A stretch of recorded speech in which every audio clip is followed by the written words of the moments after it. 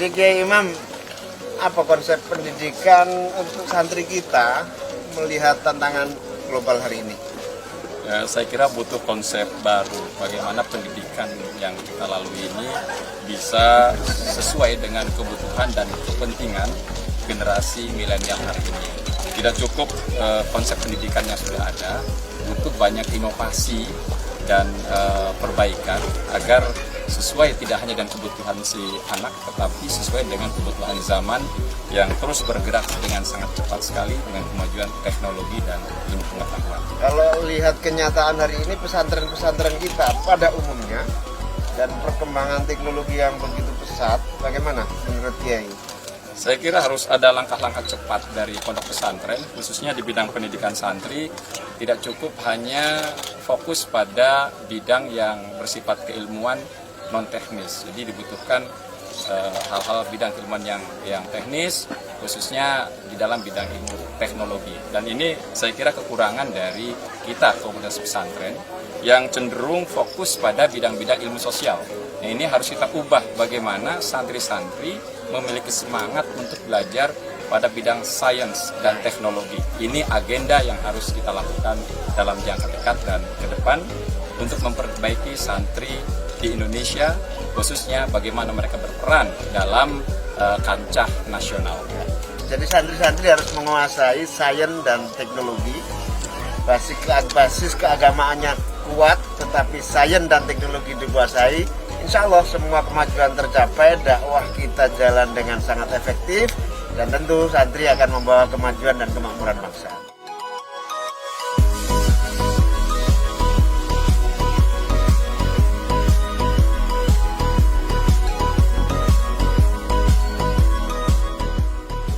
Jadi ada kesadaran baru, dunia pesantren harus berubah.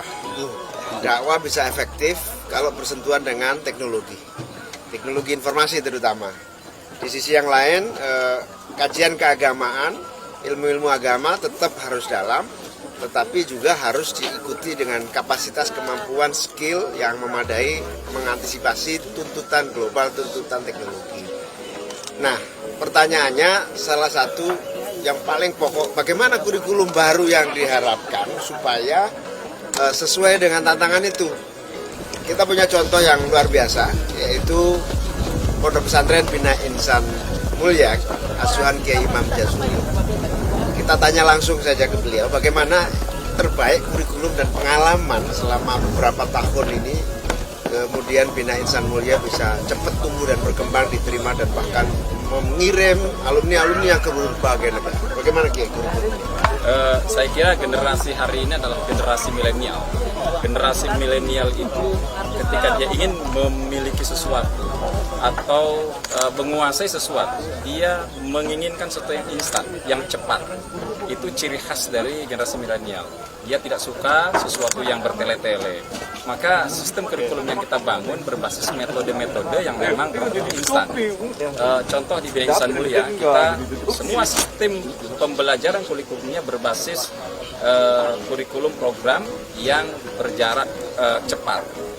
Contoh untuk penguasaan tahsinul Quran, kita buat 1 semester selama 6 bulan itu menguasai untuk bisa membaca Al-Quran dengan rapih dengan metode tahsinul Quran 6 bulan. 6 bulan. Kemudian setelah itu sekarang lagi musim tahfidz, di mana-mana ada euforia tentang tahfidz. Tetapi kita juga berpikir kalau orang terjebak dengan tahfidz untuk menguasai tahfidz ini 3 tahun, habis waktunya tahfidz. Maka kita mencari sebuah metode yang efektif dan efisien. Kita menemukan metode 4 langkah, di mana dengan metode ini sistem pendidikan tahfidz Al-Quran tidak harus waktunya lama, cukup dengan 6 bulan anak-anak itu bisa hafidz Al-Quran. Alhamdulillah di kita dengan metode 4 langkah ini kita menghasilkan ratusan para hafidz dan sudah diakui oleh pemerintah Provinsi Jawa Barat dengan mendapatkan beasiswa Sadesa. Berapa bulan tahfidz? Tahfidz 6 bulan, 30 juz. Ya. Tahsin 6 bulan, tahfidz 6 bulan. Ini metode 4 langkah. Kemudian yang ketiga untuk penguasaan bahasa Arab. Dulu saya secara pribadi belajar bahasa Arab ini sangat lama sekali. Butuh waktu bertahun-tahun dari Jurmiyah, Imriti, Alfiyah. Itu waktu lama. Memang kita menguasai tapi terlalu lama. Generasi milenial agak berat. Kalau diajak baru bisa bahasa Arab harus bertahun-tahun. Maka kita ubah dengan metode yang sudah kita teliti, efektif, efisien, menggunakan metode amsilati. Dengan metode amsilati, 1 semester anak-anak bisa menguasai nahwu sorof dengan cepat dan sesuai standar yang kita butuhkan. Buktinya apa? Berhasil. Berhasil. Buktinya mereka bisa diterima di Universitas Al-Azhar, ratusan santri kita diterima di Al-Azhar, dan mereka juga di Al-Azhar berprestasi. Ada yang bilang amsilati syaratnya harus cerdas anaknya? Enggak juga ya. Dengan waktu yang kita berikan full selama 6 bulan. Jadi sistem pendidikan kita ini beda dengan konsep pesantren lain. Di waktu pesantren totality itu program. Asar, pada maghrib, pada isya, pada subuh itu program. Jadi amsilat itu sehari 4 kali full. Bagaimana kitab kuning yang lain? Seluruh kitab kuning yang lain tidak ada di program, tidak ada di jam pesantren, adanya di jam sekolah. Pelajaran sekolah itu hanya pelajaran eksak dengan kitab kuning. Nah, pesantren itu isinya adalah program semuanya. 1 semester anak harus menyelesaikan satu program dan harus diwisuda. Jadi ada pencapaian orang tua semester ini tahfidz, semester ini qiraati, semester ini amsilati. Kelas tadi eksak apa maksudnya? Kelas eksak itu arti pembelajaran kita pada pelajaran-pelajaran sains saja. Konsentrasinya IPA, biologi, kemudian pelajaran matematika. Sama kitab? Sama kitab kuning, konsentrasinya termasuk artisul jamaah. Ya. Baru di semester selanjutnya ada 1 semester itu adalah bahasa Inggris. Kalau untuk tingkat SMP, bahasa Inggrisnya kita menggunakan kurikulum PARE total. Pengajarnya juga semua dari PARE, metodenya juga metode PARE selama 6 bulan. Nah, baru nanti kalau dia masuk di SMA, bahasa Inggrisnya dia TOEFL, menggunakan metode dari dia. Itu pola kita, sehingga ada pencapaian di tiap semester. Oh, semester pertama dia Qur'annya sudah pastinya bagus. Semester kedua, oh dia sudah hafal Qur'an. Semester ketiga, oh dia bahasa Arab. Semester ketiga, oh dia pintar bahasa Inggris. Seperti itu. Jadi instan. Sehingga kita bisa membuktikan orang tua 1 semester ini loh hasilnya. Nah, sisanya itu di jam sekolah ada pelajaran kitab kuning dari mulai fikih, hadis dan lain sebagainya itu dalam pelajaran sekolah. Tapi fokus kita adalah program. Dan itulah rahasia kenapa santri Bina Insan Malaya banyak yang keluar negeri. Dengan modal seperti itu cukup untuk bisa menyelesaikan menaklukkan kampus Al-Azhar ataupun kampus-kampus yang ada di Eropa dengan modal bahasa Inggris dan modal bahasa Arab yang kita mengikuti metode yang sudah ada yang efektif dan efisien. 6 bulan tahsin, 6 bulan tahfidz, 6 bulan amsilati, 6 bulan Inggris. bahasa Inggris, Terus 6 bulan lagi eksak. 6 bulan lagi eksak. Kelasnya adalah eksak dan kitab. Cepat sekali. Anak lulus menjadi ahli agama sekaligus sudah menguasai skill kemana. Nah, waktunya cukup ya, Waktunya cukup. Sore, malam istirahat sama pagi, kemudian ritual tahajud. Iya, cukup. Apalagi untuk tingkat SMA, karena mereka semua dalam kondisi berpuasa, itu lebih efektif. Karena mereka kan lebih efektif. Kita mengubah mindset di kepala santri. Sementara ini Indonesia kan kalau puasa itu seolah jadi mengubah waktu istirahat atau mengubah makan. Tapi saya sampaikan ke santri, dulu Rasulullah itu setiap perang itu justru ketika berpuasa. Jadi sebetulnya orang berpuasa itu energinya besar. Kenapa energinya besar? Kepalanya yang berpikir bahwa puasa itu pusat energi untuk belajar lebih efektif, beraktivitas. Nah, doktrin itu ketika masuk mereka semangat. Kita nih bedanya kalau Rasulullah perangnya pakai senjata, kita pakai otak. Inilah kita sedang berjihad. Itulah ternyata bisa mereka efektif dan efisien. Jadi kalau udah mulai puasa kan semester kedua. Pergejolakan begini nih mereka menyesuaikannya berapa lama? Cepat sih langsung karena sudah menjadi tradisi kan. Jadi tradisi bahkan mereka menikmati berpuasa itu selesai. Karena puasa itu kan paling beratnya di bulan pertama saja. Kalau sudah lepas jadi satu sebulan pertama lah. Ya, 1 bulan pertama biasanya. Kalau udah lepas, apalagi lingkungannya mendukung, ya karena semuanya berpuasa. Ya. Dan puasa itu kan bukan sekedar puasanya, tapi doktrin yang kita bangun tirakat naik derajat. Jadi kalau kita tirakat, Allah akan naikkan derajat kita. Dan itu sudah terbukti. Kenapa? Karena di sana ada namanya istiqomah.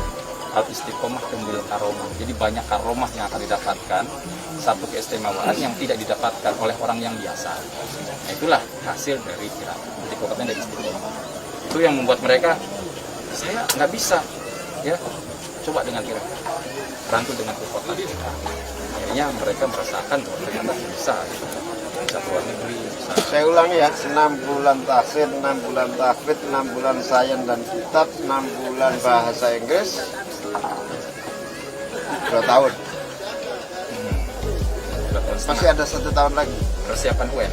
persiapan UN. Ya, jadi kalau sudah 6 bulan itu kita hanya fokus soal-soal UN saja, tidak ada pelajaran yang lain. Tidak ada pelajaran, fokus persiapan UN saja. Karena target pendidikan nasional kan yang diukur adalah nilainya, bukan kemampuan anak. Yang penting nilainya bagus. Ya sudah, kita kuasai soalnya saja, nggak perlu ada pembelajarannya. Jadi kayak sistem kita kan ada namanya apa? Kalau mau masuk kuliah itu apa namanya? Bimbel. Jadi jadi bimbel itu. Cuman sekarang sudah nggak ada UN kan? Sudah. Ada lagi, ada namanya ANBK sekarang baru. Asesmen. Jadi sebetulnya enggak ya. Tetap semua kembali ke sekolah. Itu yang Itu hanya mengukur ini ya. Jadi udah ngelulusin berapa tuh? kan ada Yang ada yang sudah. sekitar ratusan mungkin. Berapa kali lulusan? 500. Sekitar ke berapa sekarang? Ke 6, ke 6, ke 6. 6 kali lulusan. Lulusan. Ada 300-an di luar negeri. 300 sekian.